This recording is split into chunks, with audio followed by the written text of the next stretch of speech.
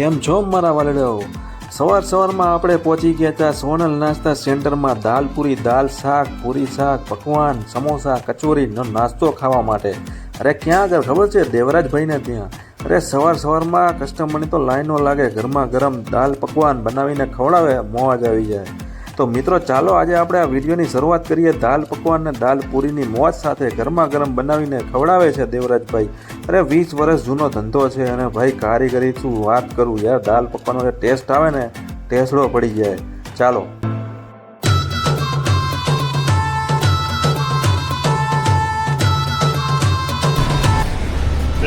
શું ખાધું તમે? દાલ પકવાન. મજા આવી? Thank you. સો મિત્રો જોઈ લો, આ છે પકવાન, મરચાં ને આ છે દાળ. એમની દાળ. બાકી અત્યારે જોઈ લો કસ્ટમરથી આપણે વાત કરીએ. કેમ છો ભાઈ? મજામાં? અહીંયાનો નાસ્તો કેવો લાગ્યો? સૌથી વધારે તમને શું મજા આવી? દાલ પકવાન કહેવાય કે એમાંય ખાસ કરીને ગાંધીધામની અંદર ઘણી જગ્યાએ દાલ પકવાન મળતા હશે, પણ અહીંયાનો જે ટેસ્ટ છે ને એ જોરદાર છે ભાઈ. મોજ આવી ગયો દેવરાજભાઈ? મજા યાર. Thank you.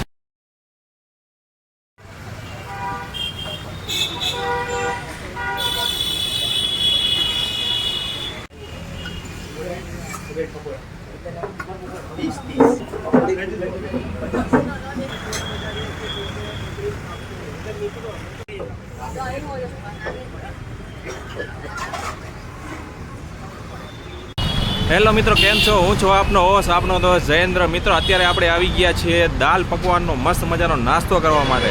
તો અત્યારે સવારના 9 વાગી ગયા છે ને આપણે પહોંચી ગયા છે મસ્ત મજાનો સિંધી ઓથેન્ટિક દાલ પકવાનનો નાસ્તો ટ્રાય કરવા માટે. મારી એક્ઝેક્ટ પાછળ તમે જોઈ શકો છો સોનલ નાસ્તા સેન્ટર, જ્યાં મસ્ત મજાનો નાસ્તો મળે છે. તો આજે આપણે ટ્રાય કરશું કેવા છે દાલ પકવાન, તમને રિવ્યૂ આપશું. અને આજનો વિડીયો ગમે તો લાઈક કરજો, શેર કરજો. આપણી ચેનલ પર નવા હતો એને સબસ્ક્રાઈબ કરી દેજો.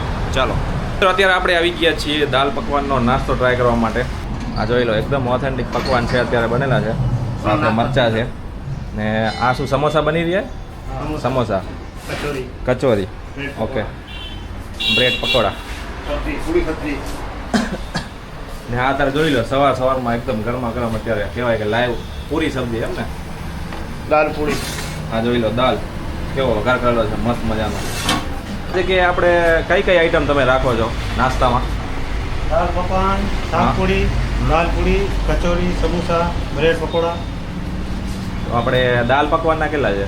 દાલ પકવાન 50 રૂપિયા. બરોબર. અને પાર્સલ કરવું તો એ કરી આપો? હા, પાર્સલ. બરોબર. દાળ બીજી વાર જોઈતી હોય તો એક્સ્ટ્રા મળે? એક્સ્ટ્રા. અને પૂરી દાલ પૂરીના? દાલ પૂરીમાં મળે, શાક બી મળે. અચ્છા, એટલે દાલ પૂરીના કેટલા? એના 50. એના 50 રૂપિયા. સો મિત્રો અત્યારે જોઈ શકો છો લાઈવ સમોસા અત્યારે બનાવી રહ્યા છે ભાઈ સોનલ નાસ્તા સેન્ટર, ઓસ્લો ગોલાઈ આગળ. અને આપણે કોઈને આવવું હોય તો આ જગ્યાએ કેટલા વાગ્યાથી કેટલા વાગ્યા સુધી હોય? સવારે 7 થી કરીને 3 સુધી. સવારે 7 થી કરીને બપોરે 3 વાગ્યા સુધી. બરોબર. તો મિત્રો હું તો ખાસ કરીને આ જગ્યાએ ઘણીવાર નાસ્તો ટ્રાય કરવા આવ્યો છું અને આજે આપણે તમને રિવ્યૂ આપશું. ઘણા ટાઈમથી મારી ઈચ્છા હતી કે અહીંયા આગળ વિડીયો બનાવીએ આપણે.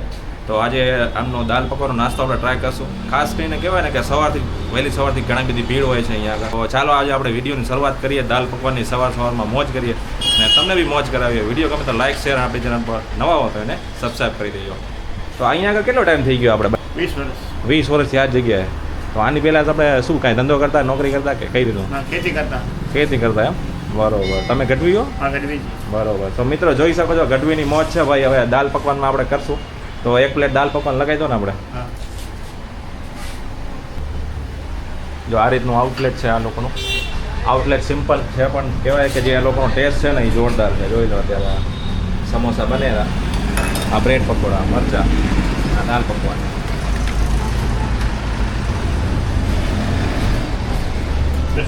શું ખાધું તમે? દાલ પકવાન. મજા આવી? Thank you. સો મિત્રો જોઈ લો, આ છે પકવાન, મરચાં ને આ છે દાળ. એમની દાળની ઉપર જોઈ લો તમે ખાટી મીઠી ચટણી અને તીખી ચટણી નાખેલી છે. હવે આપણે શરૂઆત કરીએ.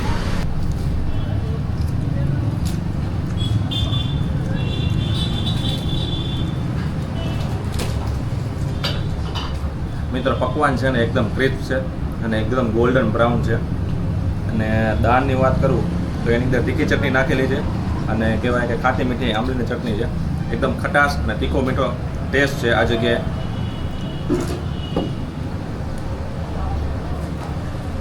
જેવો મોઢામાં બાઈટ મૂકો ને એટલે તરત જ અવાજ આવે ક્રન્ચીસ.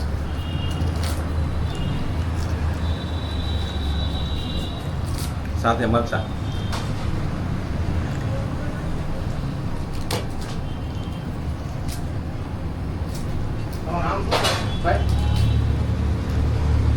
મિત્રો આ જગ્યાએ તમે જ્યારે બી આવશો ને દાલ પકવાનનો તમને મેં ઘણા ટાઈમથી અહીંયા આગળ નાસ્તો કરું છું, પણ જે ટેસ્ટ આવે છે ને આટલા ટાઈમથી એની ટેસ્ટ મેન્ટેન છે. અને ક્વોલિટીની વાત કરું તો હાજીનું પૂરું ધ્યાન રાખવામાં આવે છે. અને એને કહેવાય ને કે અહીંયાના જે દાલ પકવાન છે ને એનો જે ટેસ્ટ છે ને એ તમે લાઈફ ટાઈમ યાદ રાખશો. ઓસ્લો સર્કલથી સેજ રાઈટ ટર્નમાં હનુમાન મંદિરની એક્ઝેક્ટ સામે સોનલ નાસ્તા સેન્ટર, જ્યાં આગળ મસ્ત મજાનો તમને દાલ પકવાન, દાલ પૂરી, સમોસા આ બધું ગરમા ગરમ સવારમાં મળી જશે. જોઈ લો.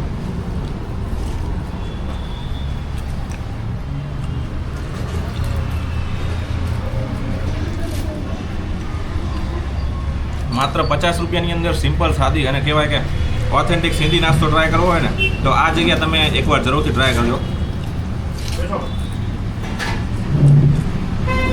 ખાસ કરીને સવારે આવવાનો આગ્રહ રાખશો ને તમે વધારે મજા આવશે. શાંતિથી તમે નાસ્તો કરી શકશો. બાકી બપોરના ટાઈમમાં ખાસ કરીને બહુ એવી ભીડ જોવા મળશે. તો આજનો વિડીયો ગમે તો વિડીયો લાઈક, શેર અને આપણી ચેનલ પર નવા હો તો એને સબસ્ક્રાઈબ કરી નાખજો. અને આ જગ્યાએ જો તમે નાસ્તો ટ્રાય કર્યો તો કમેન્ટ કરીને જરૂર જણાવજો.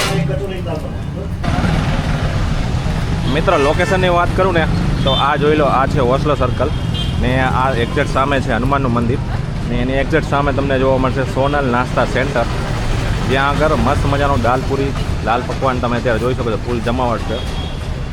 બાકી અત્યારે જોઈ લો કસ્ટમરથી આપણે વાત કરીએ. કેમ છો ભાઈ, મજામાં? અહીંયાનો નાસ્તો કેવો લાગ્યો?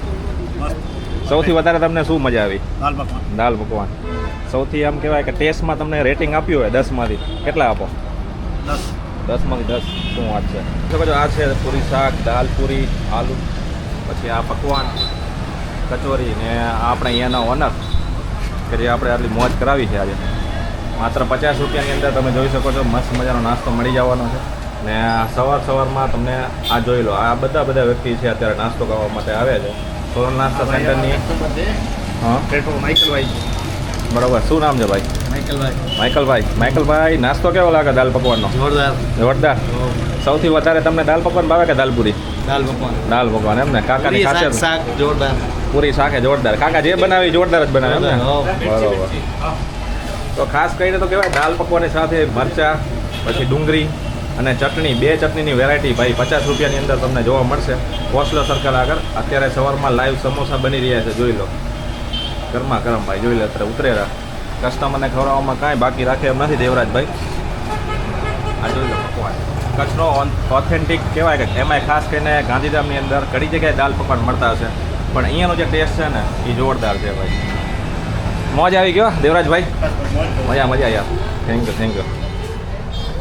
તો આજનો વિડીયો ગમે તો વિડીયોને લાઈક કરજો, શેર કરજો. આપણી ચેનલ પર નવો હોય તેને સબસ્ક્રાઈબ કરી દેજો. અને આ જગ્યાએ તમે એક વખત જરૂરથી નાસ્તો ટ્રાય કરજો. કેવો લાગ્યો નાસ્તો મને કમેન્ટ કરીને જણાવજો. ત્યાં સુધી ફરી વાર મળીએ નવી મોજ સાથે, નવા વિડીયો સાથે. જય માતાજી, જય મોગલ.